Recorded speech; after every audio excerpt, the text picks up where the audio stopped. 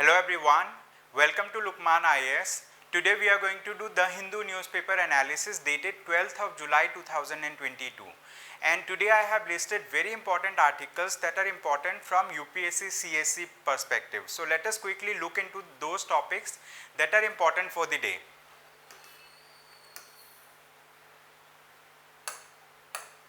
Okay, so the first topic is related to art and culture. So in this topic, we are going to understand the Delhi government's move to restore monuments under its jurisdiction. So we are going to understand about some of the important architectures, some of the important heritage sites that are located in India and the need to restore them. Okay. After then we are going to look into the next topic. It says need system to identify illegal loan applications. Okay. So as of now there are many applications that are listed in the Google Play Store, and these applications are providing loans to the consumers, but majority of these applications are not being regulated by the Reserve Bank of India. So one of the state government in India has requested the Reserve Bank of India to bring some system so that we can identify the illegal loan processing applications. Okay, so this topic is relevant with Indian economy. Okay, we are going to learn about this topic. Then the next topic is safety in the sky. So this topic is relevant from the aviation sector of Indian economy. So we are going to learn about what are the different criteria for maintaining safety in the sky. Means what are the norms that the aviation sector or aviation companies, right, that are providing services like passenger flight, commercial flight, etc. Okay, that are providing these services need to ensure. So we are going to understand about the DGCA guidelines in this regard. DGCA stands for Directorate General of Civil Aviation. And after this we are going to look into another topic. It says India set to beat China in population. UN report. Okay, so recently the United Nations organization has come up with a report, and this report talks about the population prospect. This report is known as World Population Prospect, and it is released by UN DESA. DESA stands for Department of Economic and Department of Economic and Social Affairs under the United Nations organization. So we are going to learn about this report. It comes under report and indices. So these topics are important for the prelims exam, and you can utilize some of these topics for the mains exam as well. After this we are going to look into another topic, that is topic number 5. It says PM unveils national emblem atop new parliament building. Okay, so recently the national emblem has been installed in the new parliament building. You might be knowing that new parliament building is an under construction project, and on the top of it the government has installed an emblem. This is national emblem. So in this article we are going to talk about this project, and we are also going to talk about the significance that the national emblem plays, right, for India. So this topic is important under Indian polity section, and also we are going to look into certain issues related to art and culture associated with this. After this we are going to look into another topic. It says the new guidelines to prevent unfair trade practices. Okay, so this topic is important under Indian economy. So we are going to learn about this thing, unfair trade practices. So one of the regulators, okay, so there is a regulator, there is an authority that looks for the welfare of the consumer rights. Okay, so we have Central Consumer Protection Authority. Okay, so we are going to talk about that particular authority, and we are also going to learn about the new guidelines, okay, that this particular organization has released for the welfare of the consumers at large. After then we are going to learn about RBI sets up system to settle international trade in rupee. As you know that now, since Russia-Ukraine war has started, So many countries have stopped, like cooperating with Russia related to financial matters. Russia was, pushed out of the SWIFT payment network. So now, like if India wants to do trade with Russia or it wants to do trade with Iran, it faces difficulty in doing the forex exchange, like foreign like exchanging the currency in foreign terms. So that's why the Reserve Bank of India has come up with the new norms that will enable the the international trade in rupee terms. So we are going to learn about this thing in detail. So with this, let us start today's discussion. So topics of this nature are important from art and culture perspective, and we need to learn any topic that is there in news, because very frequently, once in a while, it is not very common, like once in a while these topics come in the news. Whenever such topics come in the news, they become important for the prelims exam. So this topic says government to restore monuments under its jurisdiction. As part of the exercise, 5 heritage structures in the capital will be illuminated with tricolor lights. Okay, so what has happened, like majority of the architectural heritage, right, there are many architectural buildings that are there. Many of them are directly regulated by the Archaeological Survey of India. So Archaeological Survey of India maintains those structures and they regulate the affairs related to those structures. And at the same time, there are some other architectures that are not under the jurisdiction of Archaeological Survey of India. So some of these sites are located in Delhi, and Delhi government has decided that they are going to they are going to restore these monuments, they are going to restore these cultural sites. Okay, and some of these cultural sites will be restored in such a manner that like they are also going to enlighten, means like they are going to light up those structures with tricolor. Tricolor means color of the flag of India. Okay, so now like if we talk about like who is the culture culture minister, like the minister under Delhi government who looks into the cultural affairs, it is Mr. Manish Sisodia. And Manish Sisodia has recently visited one of the cultural sites. Okay, and so while visiting, he has talked about the Delhi's plan like to restore these cultural sites, and he has also he has also told that like they are not only going to restructure, but like they are going to maintain the integrity of the historical importance.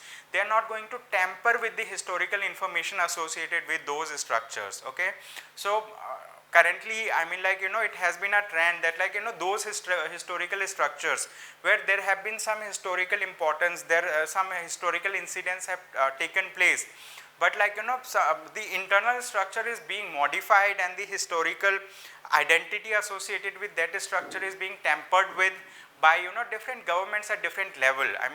This has been the criticism from various newspapers and various think tanks also.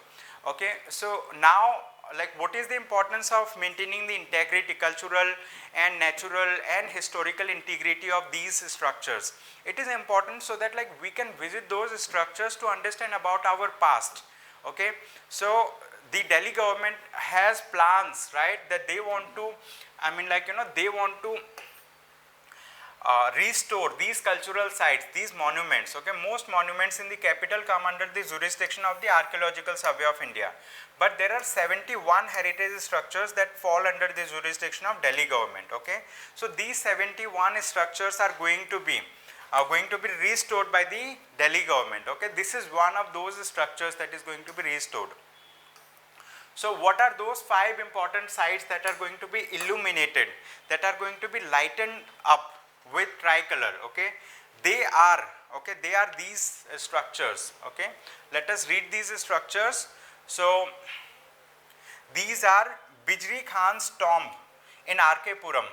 Okay, then Bardari Kurdisa Bagh.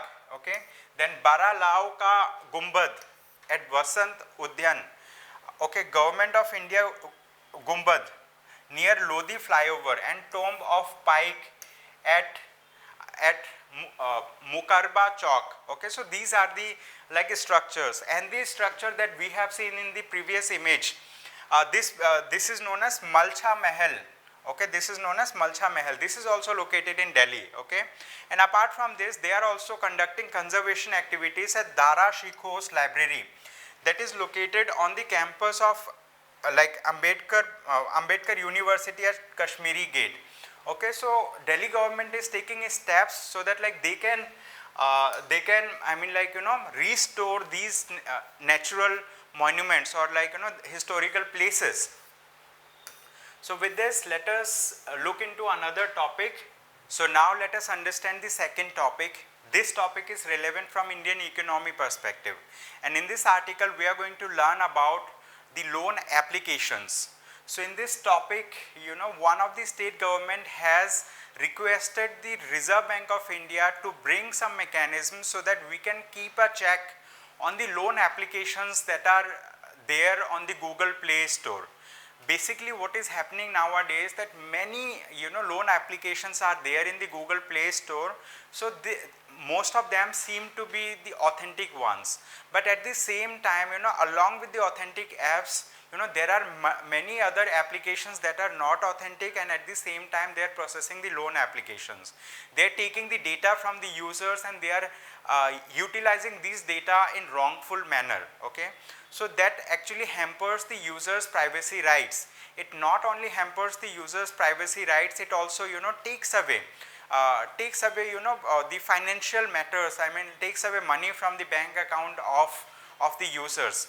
So many people have done suicide because of these things. Okay, so the state government, one of the state government has requested the Reserve Bank of India that the Reserve Bank of India should take some steps so that the malpractices associated with the applications that are there on the Google Play Store can be stopped, and we can keep a check on this. Okay, so now let us understand about this particular issue in detail. So what has happened, the Telangana government has asked the Reserve Bank of India to establish a market surveillance mechanism to identify illegal loan applications which are functioning in violation of the Reserve Bank of India guidelines, so that action can be initiated against them. Okay, many loan applications exist on Google Play Store against RBI guidelines. Okay, so many applications are listed in the Google Play Store, so they are not following the RBI guidelines.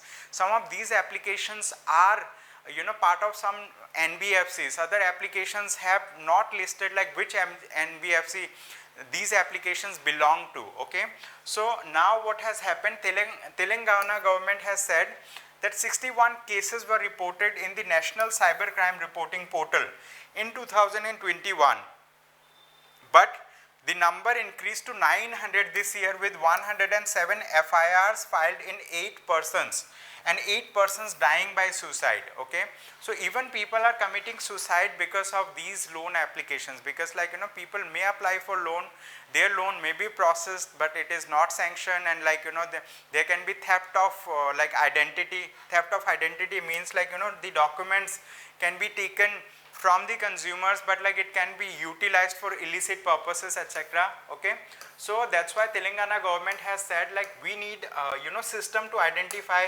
illegal loan applications on the Google Play Store. Okay, some loan applications were misusing name of NBFCs, though they were not actually associated with the NBFCs.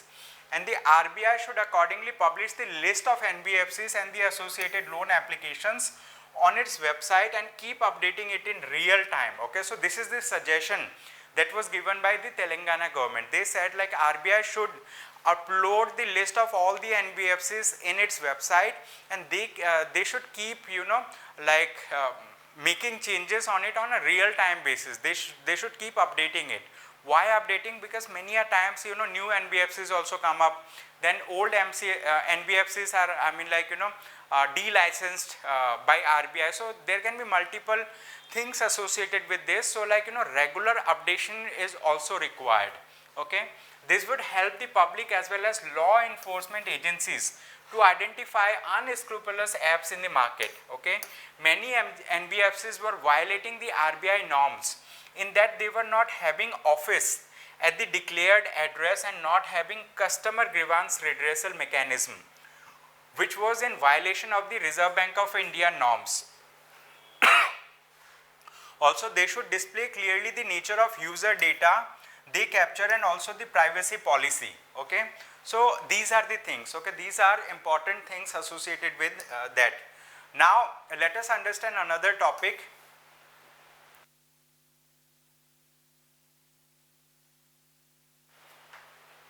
So, we are going to understand about safety in the sky.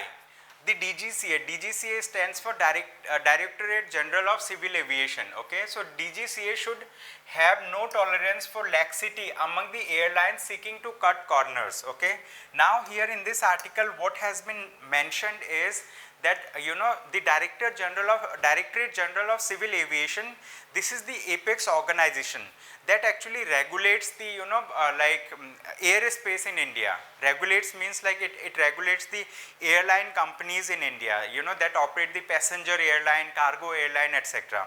Now recently the Directorate General of Civil Aviation has noticed that one specific company, is there in the airline sector against which many complaints are coming from the consumers, and complaints are of grave nature. Means like on flight technical errors are happening, machines are the engines are stopping stopping midway, right? And apart from this, there are other irregularities also. So that's why recently the DGCA has told this particular company to clearly state the safety norms that it follows. Okay, the name of the company is Spicejet. So what has happened, many consumers, many people have complained against Spicejet for not following the proper protocol related to safety. Now safety is something that cannot be compromised at any cost. Why? Because life of people are the most precious things. Okay, so now what we need to do, we need to save the lives of people, and for this we need to have stringent safety measures, and we should have the mechanism to look into the affair whether safety protocols are being followed or not. Okay, so if safety protocols are not being followed properly, what will happen? It will lead to many people dying because of because of accident midway in the air. Accident means the airplane the aeroplane may crash, or engines may stop working and all. So we cannot tolerate, even DGCA cannot tolerate such kind of laxity. But why Spicejet has been doing it? Because they want to make the airfare very cost effective. They want to make the air travel very cheaper. But in the guise of cheap thing, if they are providing airfare at a very low cost, but we cannot compromise with the safety standards. Okay, so this article is related to this thing, and DGCA has issued a show cause notice. Okay, it has issued a show cause notice to Spicejet. Okay, so this is the carrier which is in focus. Carrier means aircraft carrier. So now this particular company is under the allegation of degradation of safety margins, poor internal oversight, inadequate maintenance actions. Okay, now if we talk about there are multiple things, and apart from this, we have an organization, international agency that looks into the affair of airline safety. This is known as IATA. IATA has operational safety audit. Okay, so this is the thing, it conducts this has operational safety audit, and this has to be followed in all cases. Apart from this, Ministry of Civil Aviation has also recorded some of the data, and that data also suggests that this particular company is actually not following the proper safety protocols and safety standards. Okay, so now DGCA also conducts annual safety review.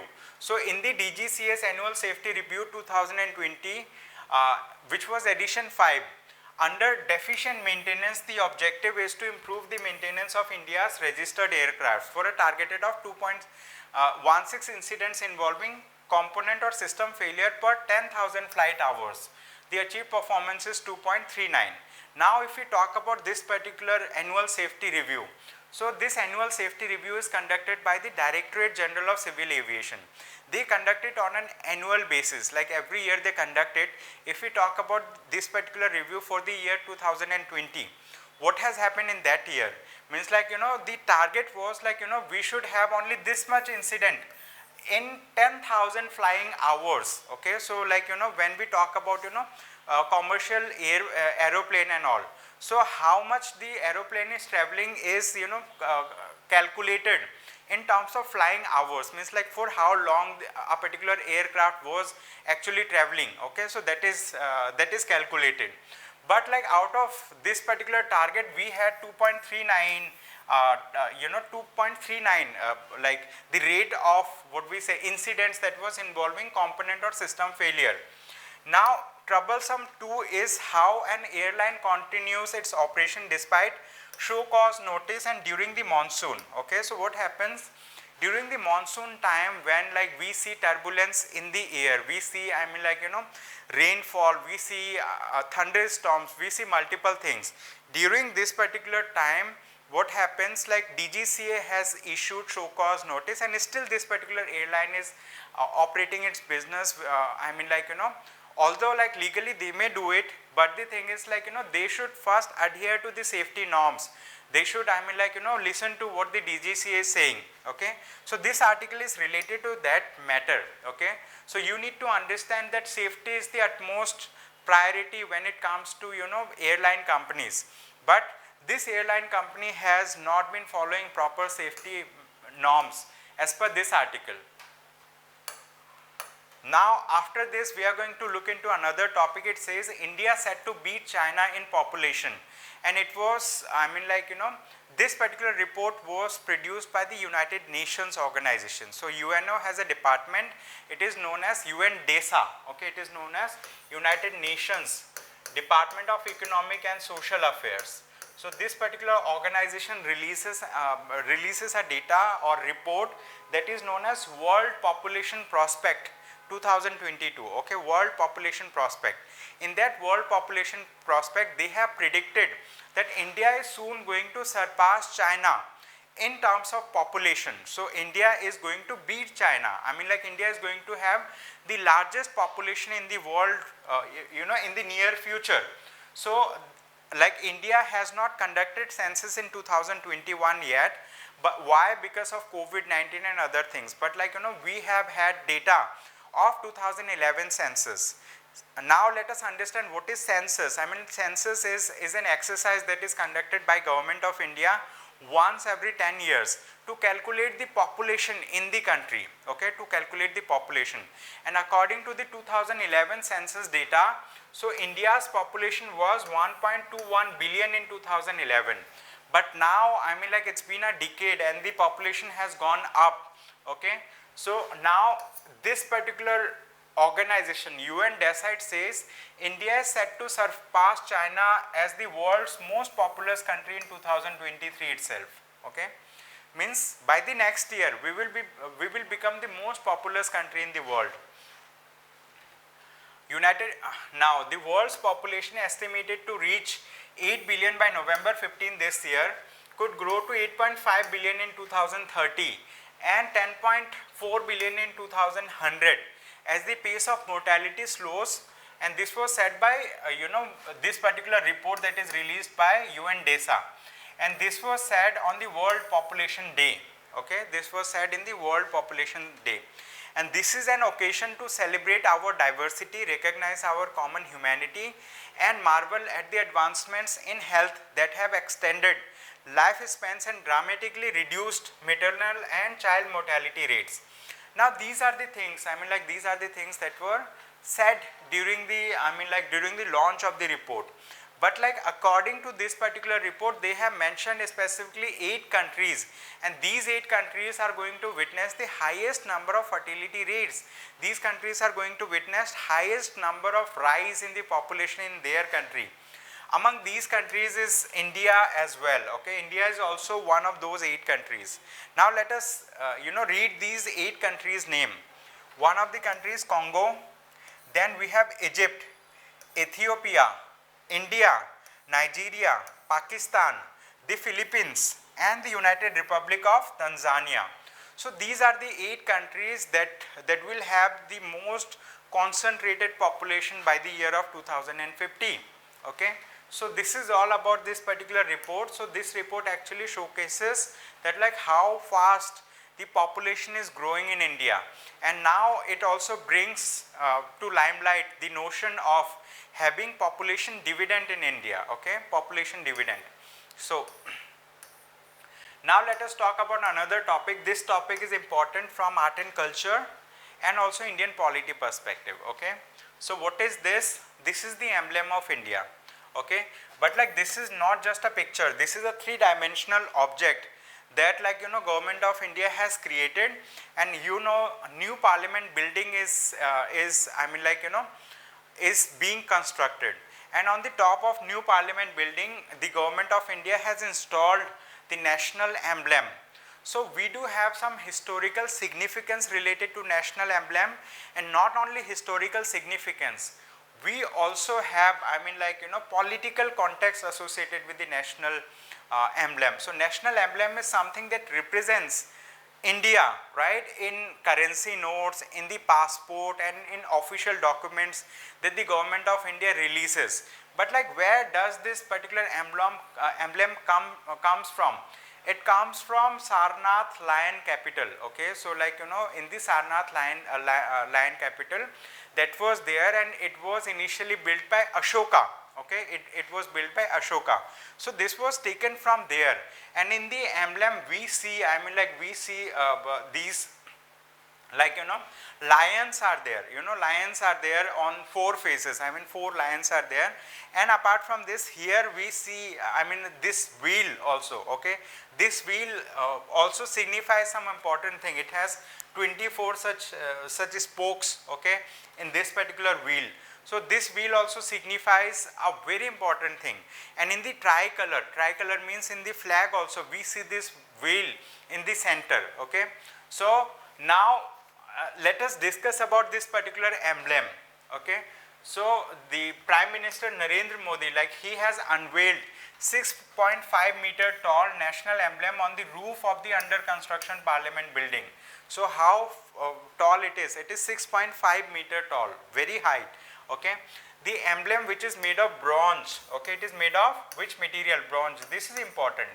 Maybe like in prelims they may ask any common sense related question, and this may be related with that.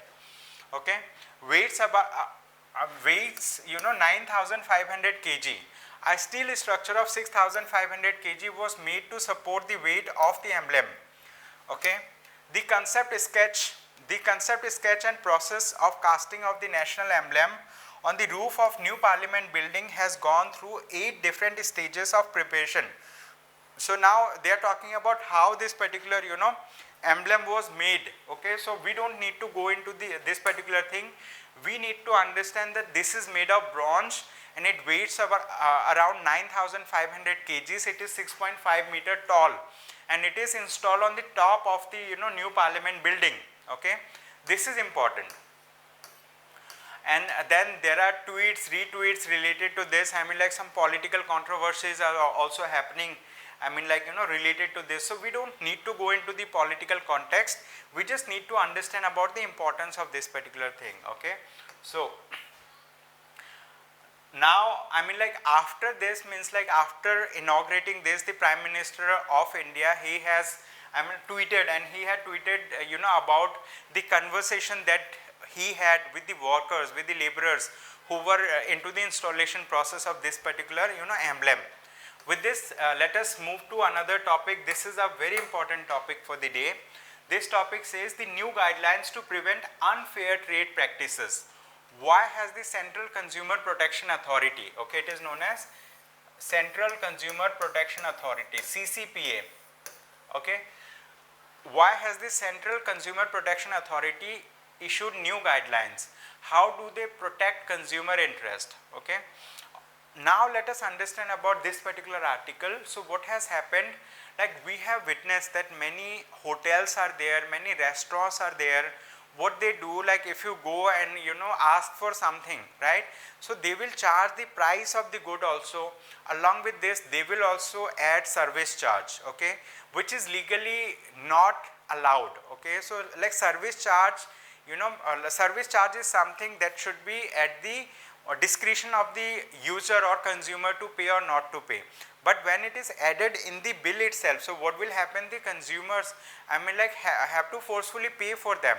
But like this is illegal. So that's why the Central Consumer Protection Authority has come up with 5 specific guidelines for, I mean like stopping these hotels, restaurants and other such, such chains for not, I mean like applying this particular thing. Even if like, so this should be a transaction that is from the consumer to the waiter, okay, like it should be at the discretion of the consumer. It should not be, I mean like, forcefully applied on the bill itself, okay. So this is the thing related to this, like, I mean like, the Central Consumer Protection Authority has, released 5 key guidelines to prevent unfair trade practices regarding the levy of service charges in hotels and restaurants. The service charge is a fee collected to pay for services associated with the purchase of primary product or service, and it is collected by hospitality sector and food and beverage industries as a fee for serving customers. If any consumer finds a hotel or restaurant is levying a service charge in violation of these guidelines, they may lodge a complaint to NCH by calling 1915, okay, 1915, or through NCH mobile app, okay. So what is NCH? National Consumer Helpline. NCH stands for National Consumer Helpline. So like if you think that like some hotel, some restaurant have applied some service charge that is not in proportion with, I mean like with the MRP of the product that you are purchasing from them, I mean including the applicable taxes, in that case you can launch a complaint against them. So this is related to this, I mean like the basic article says that like it talks about the protection of the rights of the consumers, okay. Consumers have certain rights, and like this particular authority, Central Consumer Protection Authority, is actually ready for doing it, and it has brought 5 key guidelines for protecting the rights of the consumers, okay. So this is the thing. In this article you can read it in detail. So they have mentioned about what do we mean by service charge, okay. Service charge means it is a tip or a direct transaction between the consumer and the restaurant staff, okay. It should not be given in the form of bill by the restaurant itself, okay. So that talks about, I mean like the consumer is applying those charges and it is mandatory, but it is not mandatory, okay. So related to this, okay, this particular article talks about rights of the consumers. In your free time you can read this article. I have highlighted wherever I found some of the lines to be very important. Now with this, let us take another topic. It says RBI sets up system to settle international trade in rupee, okay, move to aid trade with nations under sanctions, okay, EEPC India. Now let us understand about this article. Now this article is in the context of global geopolitical issues that is happening, okay. Russia-Ukraine war is going on, okay. So what is happening, like Russia has been cut off from the international payment network, okay, by cutting off Russia from the SWIFT channel. Now many countries who were earlier doing trade with Russia, for example, many countries are there who are importing oil and natural gas from Russia. They are now not able to import it because of the restriction that is put in place against Russia by the United States and other allies, other partner countries of the United States. Now like India being a major importer of energy, so it also imports crude oil, gas and other thing from Russia. So it has become difficult for India to make the payments for the imports that it is doing. So for for this particular thing, for making the transaction easier, recently the Reserve Bank of India has announced that like with immediate effect it is going to allow international settlement of transaction through rupee, okay. So this particular thing this particular move, okay, through this particular move, okay, the Reserve Bank of India has put in place a mechanism to facilitate international trade in rupee, okay, with immediate effect. Banks acting as authorized dealers for such transaction would have to take prior approval from the regulator to facilitate this, okay. Now, why it is done? Because Russia is there, then like Iran is there. So USA has put sanctions on these countries, okay, sanctions, like they have put economic sanctions, and like USA considers these countries as its adversaries. But for India, like they are not our enemies. Like Russia is not an enemy, Iran is not an enemy, and like we have like legal mechanism to do trade with these countries, okay. So we don't want to come under pressure, okay, of any sort. So that's why I mean, like to allow for easier transaction to happen in financial matters, the Reserve Bank of India has applied this particular guideline, where like it is going to allow the settlement, international settlement, okay, in rupee terms, okay, facilitate international trade in rupee. So why it is done? To strengthen the rupee. Amid ongoing weaknesses, the RBI announced a step which appear to be aimed at reducing demand for foreign exchange by promoting rupee settlement of trade flows, okay. So this is the this is the action that was taken by the Reserve Bank of India. So we see this as our first step towards 100% convertibility of rupee. As of now, rupee is convertible, but like it is in limited sense. But like with this, like we may move forward with 100% convertibility of rupee. Okay.